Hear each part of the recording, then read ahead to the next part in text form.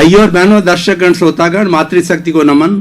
Channel 24+ news के खास विशेष इंसानियत देने वाला, मानवता देने वाला, स्वास्थ्य के टिप्स देने वाला और विधायक भावों की उत्पत्ति करने वाला, हमें सुख की जागृति करने वाला, हमें जागरूकता पैदा करने वाला, जागृति लेने वाला, पुरुषार्थ को पैदा करने वाला, जीवन में आनंद भरने वाला पुनरुत्थान कार्यक्रम में आपका हार्दिक स्वागत है, अभिनंदन है, सत्कार है। पुनरुत्थान कार्यक्रम में प्रतिदिन नए नए विषय दिखाए जाते हैं, नई नई वैरायटी, नए नए विषयों के बारे के अंदर ताना बाना बुना जाता है। तो इसी क्रम में आज का हमारा विषय एक सामाजिक बुराई की ओर अंकित करने वाला विषय है और बहुत ही बर्निंग इशू है, बहुत ही सुंदर विषय है। आज का हमारा विषय भ्रूण हत्या। भाई और बहनों, दर्शकगण, श्रोतागण, भ्रूण हत्या किसे कहते हैं? देखिए, इसको मैं दार्शनिक पक्ष और जेनेटिक इंजीनियरिंग पक्ष से दो बातों से करना चाहूँगा कि व्यक्ति शादीशुदा होता है तो शादीशुदा होने के बाद के अंदर जब कभी व्यक्ति का इंटरकोर्स होता है, मनुष्य इस नर मादा का, तो उस इंटरकोर्स के साथ के अंदर ऐसा कहा जाता है एक इंटरकोर्स में 9 लाख स्पर्म जो व्यक्ति के निकलते हैं और जो अंडज होता है मादा का, उस अंडज को फोड़ने की वो कोशिश करने के लिए दौड़ लगाते हैं। उसमें से दौड़ के अंदर 1 या 2 विजयी होते हैं, आगे होते हैं, और वो उसको अंडज को फोड़ते हैं। या तो 1 जाता है या 2 भीतर जाता है, तो वो जाकर के तुरंत अंडज बंद हो जाता है, उसका पर्दा बंद हो जाता है और बाकी के सब मर जाते हैं। और भीतर अगर मान लो 2 भी चले गए तो उसमें से 1 जिंदा रहता है। 1 स्पर्म और 1 अंडज जो है, ये दोनों हमारी दार्शनिक परिभाषा की बात करें कि दोनों ये आत्माएं होती, स्पर्म एक आत्मा है, अंडज एक आत्मा, ये दोनों आत्माओं का मिलन होता है। तो मिलन होने से भ्रूण बन जाता है और दोनों ये समाप्त हो जाते हैं। उससे एक तीसरी आत्मा डेवलप होती है, जिसको कि ये दार्शनिक परिभाषा है। और जेनेटिक इंजीनियरिंग की मैंने आपको पहले बात बताई। तो ये बन करके भ्रूण बनता है और ये जब बड़ा होता है, मान लीजिए 45 डेज का हो जाता है, तो उस वक्त के अंदर इसका जो लिंग बनना चालू हो जाता है, नर का है या मादा का है, और लिंग बन जाता है। और इसको फोइटस बोलते हैं। और फोइटस ये बड़ा होकर के और 9 महीने के बाद जब माँ के गर्भ से बाहर आता है, नर या मादा रूप में, वो लड़का लड़की के रूप के अंदर जन्म लेता है। ये पूरी सारी विधि है। अब प्रश्न ये है कि जो ये फोइटस बनता है और 45 डेज के आसपास होता है, तो क्या है कि आजकल जो है इतना एक्सपेरिमेंट हो गया मेडिकल साइंस का कि वो लिंग का परीक्षण कर दिया जाता है कि ये मादा है या नर है। अब देखिए, हमारी जो संस्कृति के अंदर कुछ बुराइयां हैं, कुछ कुरीतियां हैं, हमारी एक ऐसी मानसिकता बन गई है कि लड़की होती है वो एक लायबिलिटी होती है, क्योंकि एक मानसिकता है, वो गलत मानसिकता है। आज लड़की ने सिद्ध कर दिया कि जो कोई भी पेरेंट्स जो इस मानसिकता को मानते हैं बिल्कुल गलत है, वो मिथ्या बात है, वो झूठ है, सिद्ध कर दिया है। और बहुत से रिसर्च से सिद्ध हो गया कि लड़कियां बहुत मायनों के अंदर लड़कों से आगे हैं। लेकिन ये परंपरा हमारी चली आ रही है कि जब ये मानसिकता के कारण क्या होता है, खास करके लेडीज, भ्रूण हत्या में आगीवान लेडीज होती है, पुरुष बहुत कम होते हैं।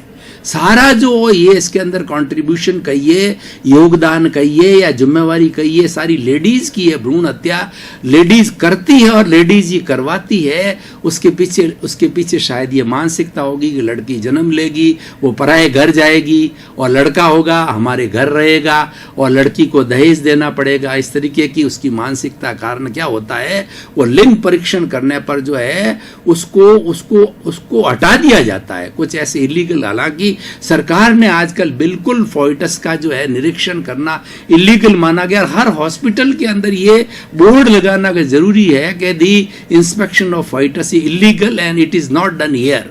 ये हर हॉस्पिटल में लिखा होता है, लेकिन फिर भी अवैध तरीके से जो प्रेग्नेंट लेडीज होती है वो कराती है, और अवैध तरीके से जो डॉक्टर्स होते हैं वो करते हैं, और उस भ्रूण को मार दिया जाता है। अब देखिए, उस भ्रूण को मारने के क्या कॉन्सिक्वेंसेज है। भ्रूण ये पंचेंद्रिय प्राणी, और पंचेंद्रिय प्राणी की हत्या करना हमारी धार्मिक जो परंपरा के अनुसार है वो नरकगामी होता है।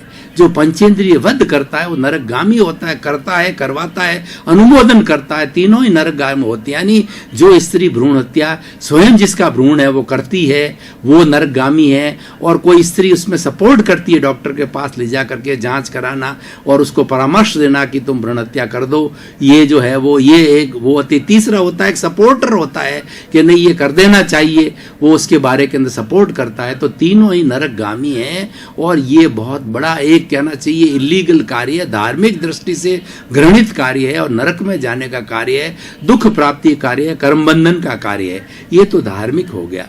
अब देखिए भ्रूण हत्या के कॉन्सिक्वेंसेस क्या है। आज हम देख रहे हैं कि हमारे इस समाज के अंदर इतना गैप हो गया, नर और मादा का 50-45 का गैप हो गया है। ठीक है 50, 49, 51, 49 हो तब तो चल जाता है, लेकिन ये गैप बढ़ता ही जा रहा है क्योंकि आजकल साधन हो गए हैं भ्रूण हत्या के और भ्रूण हत्या बहुत की जा रही है। इस बीमारी को रोकना चाहिए। ये बीमारी नहीं रोकेंगे तो एक समय आएगा कि हमारे बहुत से जो है वो युवा लोग हैं वो अविवाहित रहेंगे, इलीगल कार्य करेंगे और हमारी सोसाइटी के अंदर जंगल राज्य अनैतिक कार्य जो है प्रारंभ हो जाएगा। शिष्टाचार का, चरित्रहीनता का कार्य, इसके कॉन्सिक्वेंसेज ये आएंगे, चरित्रहीनता का ये कार्य हो जाएगा। तो इसको रोका जाना चाहिए भ्रूण हत्या को हर तरीके से। भ्रूण हत्या सरकार की दृष्टि से गलत है, सरकार ने कड़े कानून बना लिए हैं कि कोई भी भ्रूण हत्या पाया गया लिंग परीक्षण करता हुआ या उसने कर दी है तो they are liable to the imprisonment, उनको कैद है, उनको सजा है। लेकिन फिर भी सब कुछ होने के बाद भी लोग करते हैं, लोगों की मानसिकता के अंदर बदलाव नहीं आ रहा है। अब मैं कुछ उन बातों पर प्रकाश डालता हूं कि मादा और नर के लिंग के अंदर जो है, जो मादा का लिंग है वो व्यक्ति को आजकल जो है ज्यादा सुविधा देने वाला है और वो ज्यादा सुख देने वाला है। देखिए आजकल ऐसी बहुत से शोध कार्य हो गए हैं कि जो लड़के हैं जरूरी नहीं है कि वो माता पिता को बुजुर्ग अवस्था के अंदर, वृद्धावस्था के अंदर जो है वो उसको सुख पहुंचाए। अगर वो सुख पहुंचाते तो हमारे भारतीय संस्कृति के अंदर वृद्धाश्रम का कॉन्सेप्ट नहीं है, पर हम आज आए दिन देख रहे हैं कि वृद्धाश्रम खुलते जा रहे हैं। हमारे जोधपुर में देखते देखते 5 वृद्धाश्रम हो गए और लोग और माता पिता को वृद्धाश्रम के अंदर भर्ती करा देते हैं क्योंकि ये कहीं न कहीं हमारे जो समाज के अंदर बुराई आ रही है समाज के अंदर। जबकि माता पिता एक जो अम्ब्रेला होते हैं, माता पिता जो है हमारे संसार के भगवान होते हैं, वो पूजनीय होते हैं, वो घर में रहने चाहिए। ईश्वर घर के अंदर रहता है तो घर में सुख होता है, ईश्वर को तो बाहर निकाल दिया जाता है।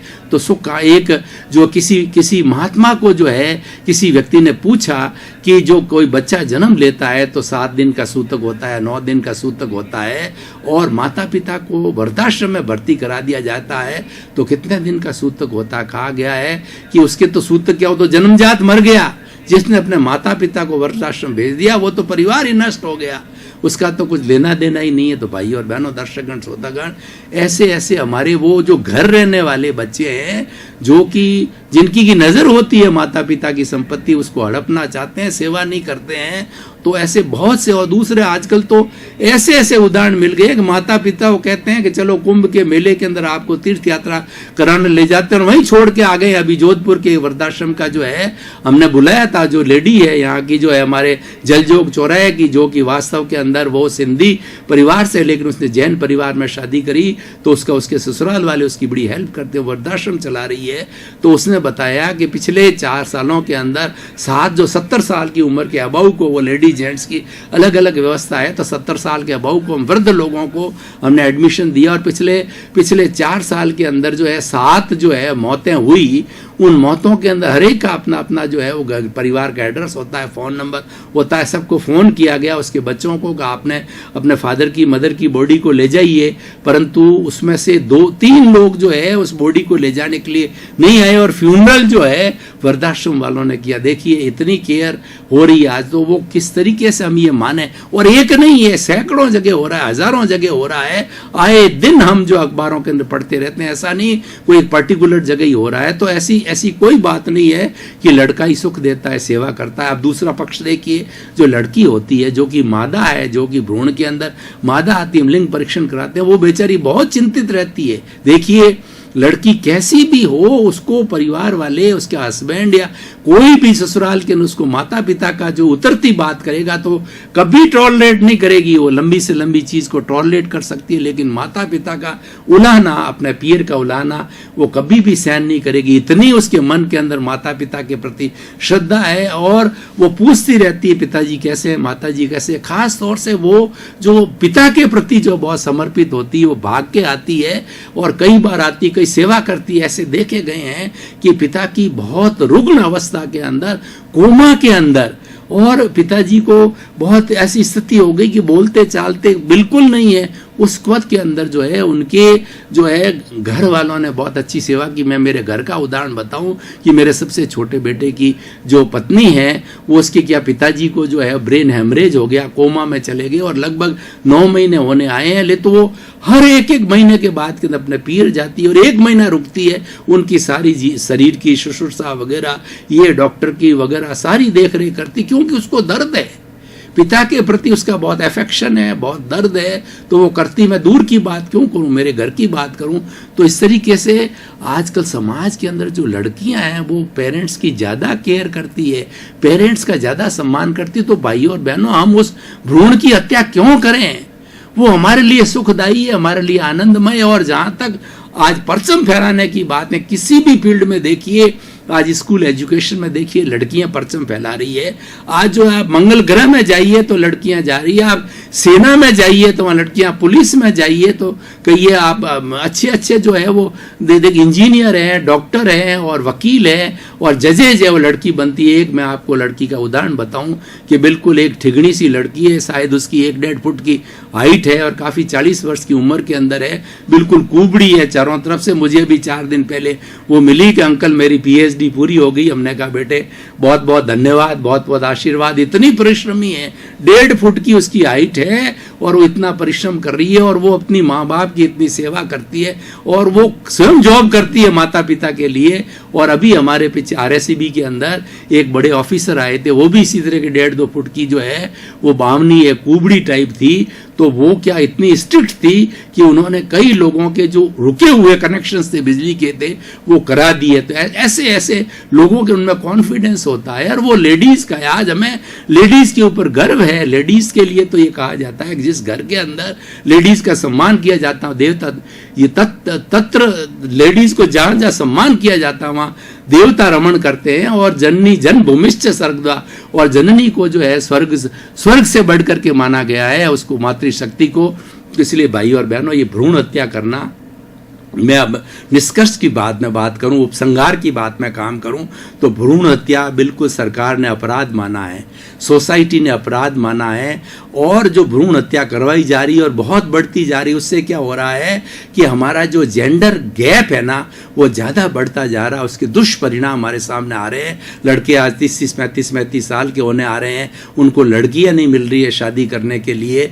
और क्योंकि इतना डिफरेंस बढ़ गया है, और इसके परिणाम आने वाले समय के अंदर बहुत घातक होने वाले हैं। बहुत इलीगल संबंध जो होंगे और लोग जो है वो गलत दिशा की ओर जाएंगे। हमारा जो पवित्र बंधन जो शादी का है वो न होने के कारण जो है अपवित्रता की ओर जा रहे हैं। तो समाज के अंदर एक बुराई फैलेगी, अनैतिकता फैलेगी। और दूसरा, सुख की दृष्टि से, आनंद की दृष्टि से देखें तो आज जो मादा है वो ज़्यादा काम करती है। और प्रश्न दूसरा ये है, एक अगर आर्थिक दृष्टि से व्यक्ति सोचता है तो ये बड़ी सोचनीय बात है कि आप मान के चलिए कि आपके घर के अंदर जिस परिवार ने किसी मेंबर ने जन्म लिया है, तो वह भी हर चीज का बराबर हकदार है। आपकी संपत्ति, उसको हकदार मानिए। लड़का है वो आपकी संपत्ति को हमेशा के लिए रखता है। लड़की पहले जाती है तो जितनी संपत्ति उसके हिस्से में आती है उतना आप दहेज दीजिए। उस दहेज का मतलब प्रेम से उसको जो कुछ देना है वो दीजिए, उसमें प्रॉब्लम कहाँ है। तो इस तरीके से जो हमारी मानसिकता, तो सबसे बड़ी बात है कि इसमें मानसिकता को दूर करना होगा, हमें एक ऐसा एनवायरनमेंट बनाना होगा। हालांकि बहुत काम हो रहा है इस पे, NGO इतना लिटरेचर लिखा जा रहा है, इतना सरकार जो स्ट्रिक्टनेस दिखा रही है, इतने केसेज है, कितना इम्प्रिजनमेंट हो रहा है, और उसके साथ साथ के अंदर इतनी लोगों को एडवाइस दी जा रही है, कितने NGOs है, घरों घरों जाकर के जो है बेटी बचाओ बेटी पढ़ाओ का नारा लगाया जा रहा है और बहुत कुछ कार्य किया जा रहा है। लेकिन फिर भी हो रहा है, भारत की बड़ी विचित्रता है कि सब कुछ करने के बाद भी भीतर भीतर के अंदर बहुत चलता है। तो ये भ्रूण हत्या को रोकना चाहिए, इस मानसिकता को, उसके लिए जो हमारी जो पुरानी मानसिकता है उसको बदलना होगा। समय बदल गया है तो समय के साथ साथ में मानसिकता को बदलना होगा कि जो मादा प्राणी जो हमारे घर में आने वाला है वह हमें किसी भी दृष्टि से वह नुकसानदायक नहीं है, वो हर तरीके से हमारा बेटर पार्ट है और हम भाग्यशाली हैं किसी घर के अंदर बच्ची का जन्म लेना, वो हर तरीके से। और दूसरा, हमारे शास्त्रों ने तो स्त्री को लक्ष्मी का रूप दिया गया है। कोई लड़की जन्म लेती है तो कहा जाता है कि साक्षात लक्ष्मी का अवतार हुआ, और माना भी गया है और होता भी है।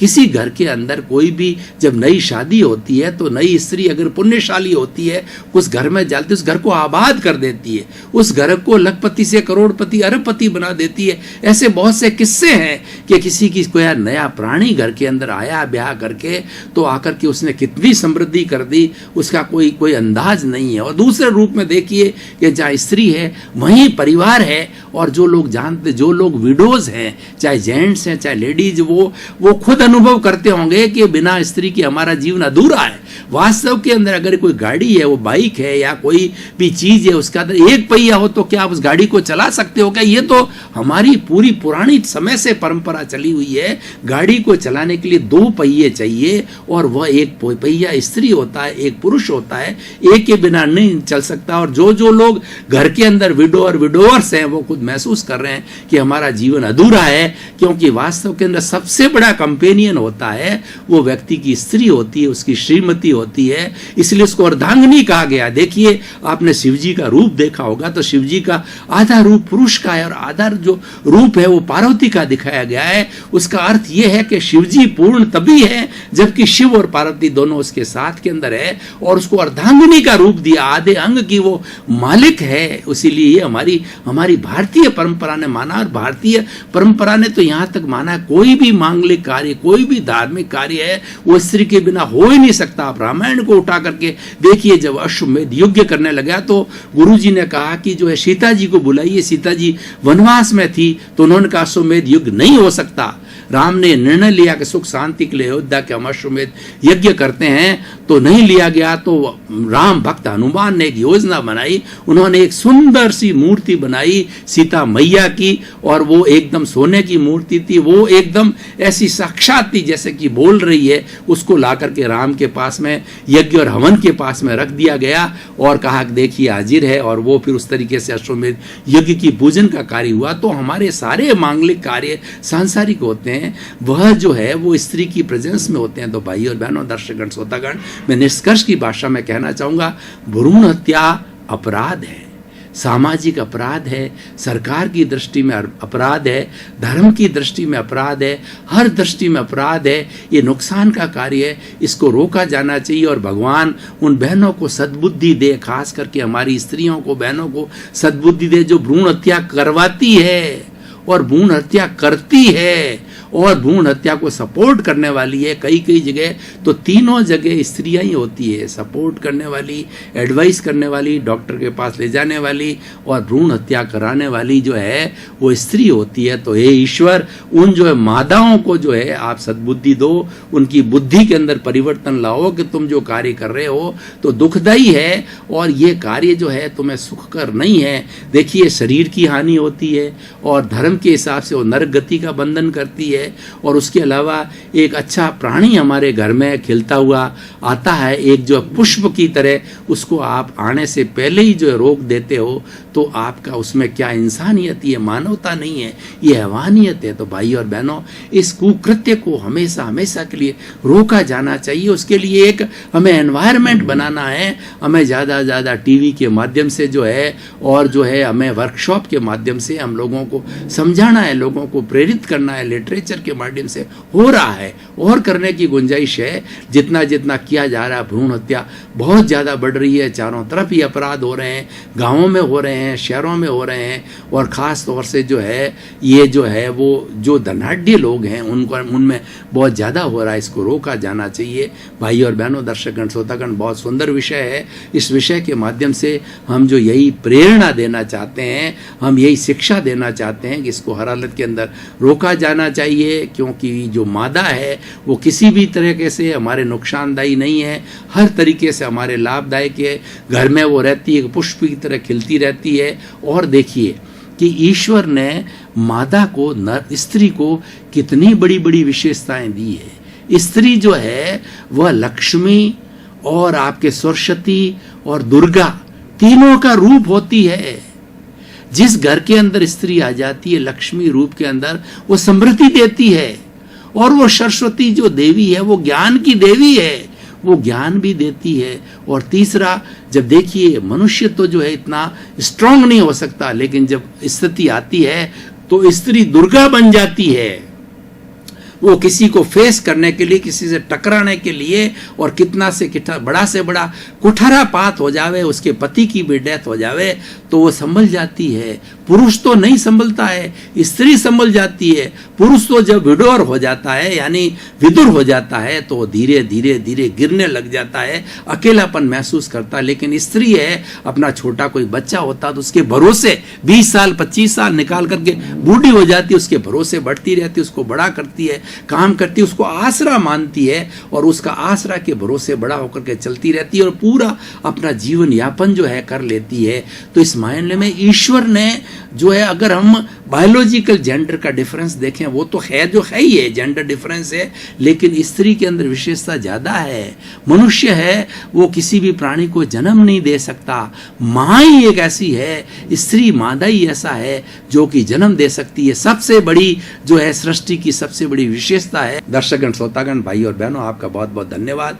पुनरुत्थान कार्यक्रम आप देखते रहिए। पुनरुत्थान कार्यक्रम में नए नए एपिसोड, नई नई बातों के साथ मैं कई कोण से, वैज्ञानिक से, आर्थिक दृष्टि से, सामाजिक दृष्टि से, और दूसरा जो दार्शनिक दृष्टि से, हर दृष्टि से जो है हम विषय को तराजू पर तोलते हैं, उसको कसौटी पर कसते हैं, तो बड़ा आनंद आता है। विषय होलिस्टिक बनता है, वो मल्टी डायरेक्शनल बनता है। आप पुनरुत्थान कार्यक्रम को देखते रहिए, लोगों को प्रेरित करते रहिए, और पुनरुत्थान कार्यक्रम की तरफ से आपके प्रति मंगल भावना, शुभकामना, आपका जीवन आनंदमय हो, मंगलमय हो, सुखमय हो।